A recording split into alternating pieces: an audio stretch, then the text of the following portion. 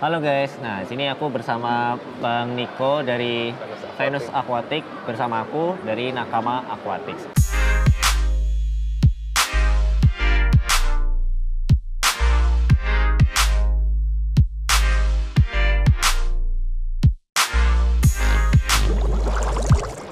Nah, apakah benar nih ikan dari Amerika Selatan itu lebih mahal daripada Afrika? Oh, kalau Amerika Selatan sebenarnya kalau modal belanja ikannya kurang lebih sama lah. Oh. Tapi kan kalau dari Afrika koneksinya ke Indonesia itu lebih murah daripada dari Amerika Selatan ke Indonesia. Itu masalah di ongkirnya aja dan packing density. Itu sebenarnya sama-sama mahal nih. Ikannya sama-sama murah, tapi sama-sama mahal karena ongkir. Karena koneksinya kayak saya impor dari Nigeria ke Indonesia itu bisa 2-3 hari. Dari Amerika Selatan juga dia transit dulu di Hong Kong, transit di Eropa baru ke Indonesia. Transitnya ya? Iya, jadi kan packingnya harus renggang, tapi ongkos kirimnya juga mahal. Jadi ya resikonya juga tinggi, harganya juga menyesuaikan jadi tinggi. Gitu. Waktu transit itu dibongkar-bongkar lagi atau enggak? Oh, enggak. tapi tetap waktunya itu tetap berjalan. Makanya kalau dibongkar malah lebih bahaya. Gitu. Saya pernah malah kirim ikan dari Nigeria, transitnya di Turki, terus di Turki itu badai, jadi ketunda 1 hari. Katanya di Turki itu di airportnya itu ada fasilitas animal hospital, bisa di oksigen, bisa ini, bisa itu. Tapi ya dibongkar-bongkar malah tambah masalah gitu. Karena gitu. butuh penanganan khusus ya. Iya, jadi dokter hewan pun belum tentu bisa packing ikan. Gitu. Jadi ya itulah resikonya tinggi. Impor ikan kadang ada ini, kadang ada itu. Ongkosnya juga mahal. Mahal ongkos kirim lah. Sama ya biaya di sini juga mahal buat impor. Kan harus punya ini, itu, dan banyak hal lainnya. Nah, terus ikan apa yang menurut Bang Niko ini bakal jadi tren di tahun depan, 2023 nanti? Oke, jadi kalau menurut saya yang namanya Cana itu masih akan merajai 2, 3, 5, bahkan 10 tahun ke depan. Saya masih optimis yang namanya Cana itu ibaratnya banyak ikan di lautan tapi nggak ada yang seperti dia gitu. Itu ibaratnya banyak wanita di sana tapi hanya dia gitu. Dengan harga segitu ya, harga segitu ekonomisnya, kita udah bisa punya satu ikan yang bisa dikontesin kemana-mana. Bisa buka jalan kita, bisa berkolaborasi dan berteman dengan banyak orang. Gitu kan kita. Jadi terus Cana itu ya dari golongan bawah sampai golongan atas semua suka ikan yang sama. Beda dengan arwana gitu atau ikan lainnya lah. Itu kan kebanyakan golongan menengah atas. Terus arwananya orang kelas bawah sama arwananya orang kelas atas itu beda spesies. Iya, beda spesies. Tapi kalau Cana, kesukaannya orang kaya sama kesukaannya orang yang berjuang buat dapetin itu, yang pas-pasan, itu sama ikannya. Iya, sama. Persis, Auranti ya gitu aja. Saya lihat kemarin kontes di sini ada yang kasarnya ya, yang bawa motor sama bawa BMW, mereka bisa bersaing di satu arena yang sama. Dan nggak ada perbedaan kelas dan gap yang terlalu jauh. Itu mau ikan apa lagi yang bisa gitu? Iya, benar. Terus juga ya selain harganya relatif jangkau, piaranya juga gampang. Terus murah lagi. Terus juga murahnya, misalnya kita piara koi ya. Saya tuh ngerasain pernah piara koi, makanannya satu kotak ini yang bagus 2 juta, 3 juta. Makannya banyak lagi. Karena udah makannya pelet relatif murah, 1-2 juga udah. Kita mau tinggal keluar kota, tenang. Gak makan seminggu juga ibaratnya masih bisa bertahan masih gitu. 2 minggu juga masih oke. Terus listrik mati, no problem. Terus juga kita juga sebagai pemain di industri ini, kita juga berkontribusi kan, bukan berkontribusi, kita punya kewajiban juga untuk mengembangkan hobi ini sama-sama. Makanya itu juga saya bikin komunitas Cana X Aquascape. Itu buat mengembangkan hobi ini lagi biar lebih luas lagi. Aquascape itu lagi naik, banyak peminatnya. Cana juga banyak peminatnya, kita kawinin Cana X Aquascape. Jadi yang hobi aquascape jadi suka Cana, yang suka Cana jadi suka aquascape juga. Oke. Jadi akhirnya kan makin besar.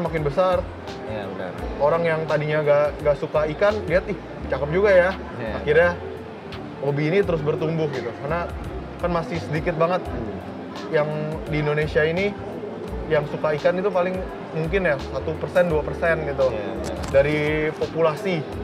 Saya yakin sih ke depan itu bisa Lebih banyak ya. lebih banyak. Kayak contohnya ya kemarin tuh Pak Teten Mas Duki, Ah. Menteri UKM, dia baru pertama kali lihat ikan cana maru, dia lihat, cakep ya ternyata ya. Jadi banyak orang belum jadi pecinta ikan karena belum kenal. Tapi sekali ya kenal, Pak Teten sekelas Pak Teten yang sibuk aja, langsung bilang, kamu bawain ya, saya mau beli nih, cana maru. Gitu, jadi banyak orang di luar sana juga yang belum jatuh cinta, belum hobi ikan karena belum dikenalin. Makanya ini expo seperti Kalikan Expo ini sangat baik lah, sangat bagus buat perkembangan industri ke depannya dan nanti hobi ikan ya tetap terjaga. Ya kurang lebih gitu lah, nanti kepanjangan. Nah, kita tahu kan dunia ekspor di dunia ekspor ikan hias gitu ya. Ada Indonesia, ada Singapura, ada Cina dan sebagainya. Cuman ini yang menarik adalah Indonesia kan bisa dibilang banyak apa ya? Ya banyak sumber dayanya, banyak alamnya juga kayak ikan-ikan juga kita banyak kan. Cuman masih dari segi apa ya?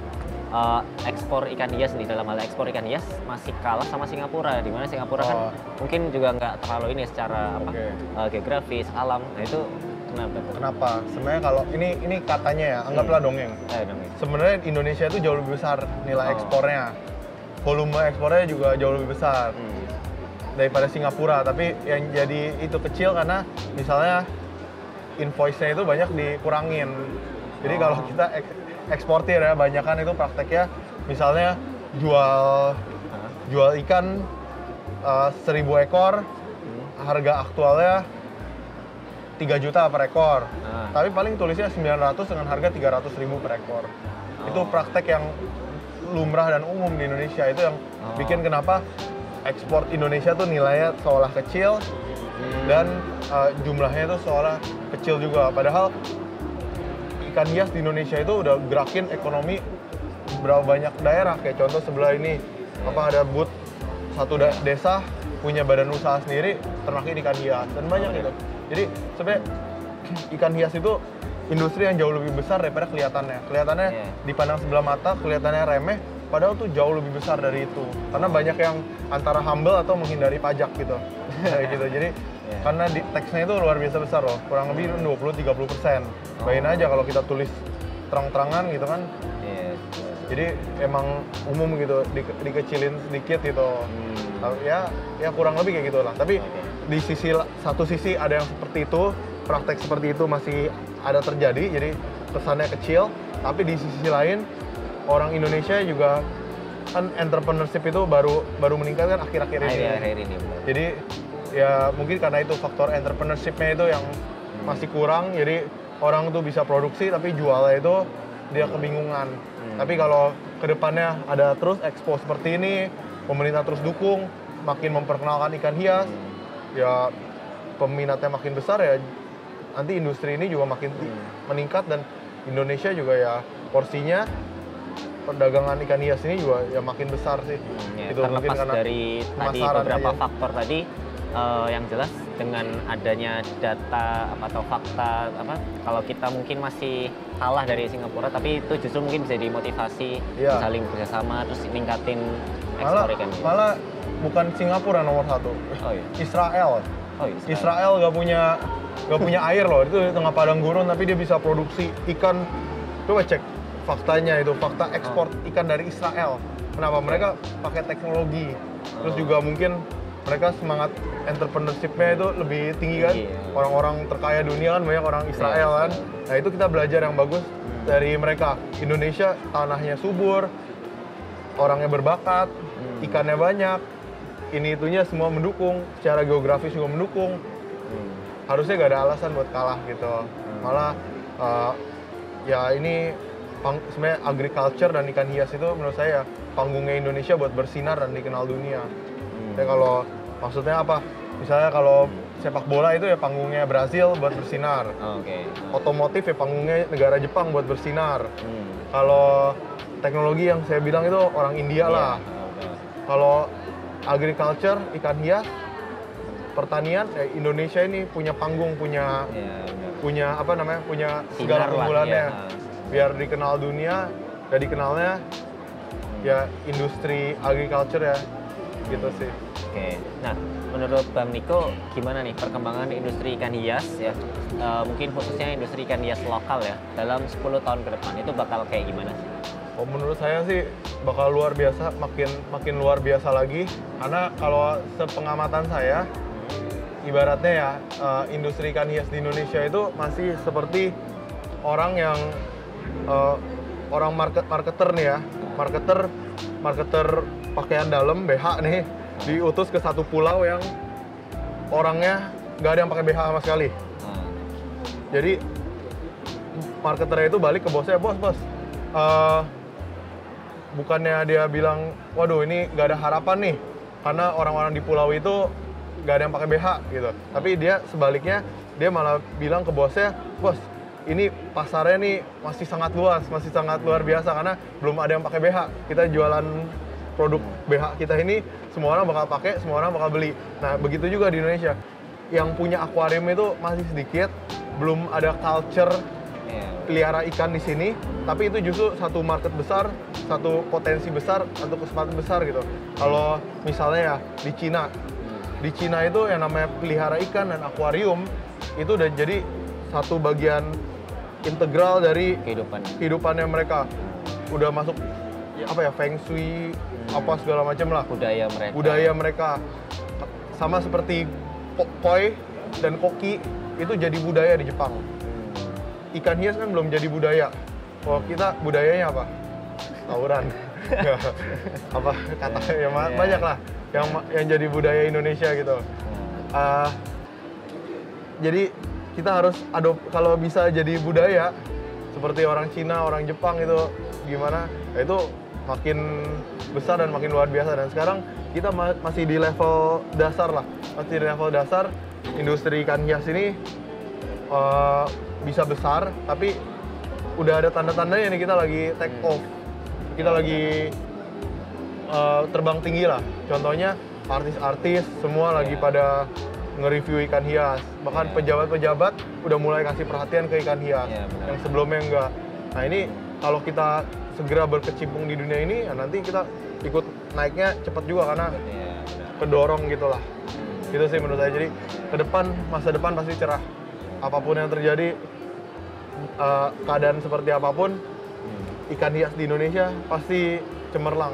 Coba ya lihat COVID kemarin, ikan hias malah cemerlang. Karena pasarnya bukan cuma dalam negeri, luar negeri pun luar biasa gitu. Malah ya di sini bisa jadi pabriknya. Kalau pabrik-pabrik barang lain semua bisa di Cina, tapi pabrik ikan hias nggak bisa di Cina. Iklimnya nggak mendukung. Mereka buat UMR aja di sana 10 jutaan di Cina itu. Mau bersaing adu murah bikin ikan hias nggak bisa. Listrik mahal di sana. Dan pasti di Indonesia ini yang bisa jadi pabriknya. Air bagus dan sebagainya. Alamnya juga mendukung juga ya. Alamnya juga luar biasa. Mau daerah dingin ada, daerah yang panas juga ada, sedang semua juga ada. Iya, semua ada. Itu air nggak pernah kekurangan di sini. Daerah mana di Indonesia yang kekurangan air? Sedangkan di daerah Israel aja yang kekurangan air dia bisa. Singapura yang airnya terbatas aja dia bisa. Kan nggak boleh tuh nyedot air dari tanah di Singapura, tapi dia aja bisa. Indonesia udah sangat diberkati lah buat ikan hias ini. Tinggal gimana kita manfaatin aja ya ini. Betul, dan ya saling kerjasama, saling sinergi, terutama pemerintah dan swasta dan masyarakatnya. Ya gitulah.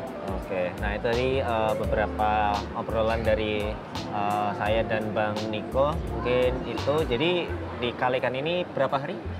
3 hari, 14 ya? sampai 16. 14 sampai 16. Nah mungkin kalau misalkan dari apa? Nanti kalau misal video ini udah tayang tapi mungkin kalikannya udah selesai, mungkin teman-teman bisa pantau aja. Banyak nanti di next itu bakal ada event-event menarik ya, entah pameran, kontes. Ya karena tadi ya seperti yang di-mention tadi, ikan hias kita itu udah mulai berkembang, jadi soal kontes mulai dari cupang, cana, arwana, atau mungkin pameran atau talk show itu juga udah mulai banyak. Jadi Hunting pasti banyak acara-acara. Oke, thank you banget Bang Niko udah ngomongin waktunya. Siap. Sampai jumpa di video-video selanjutnya. Dadah.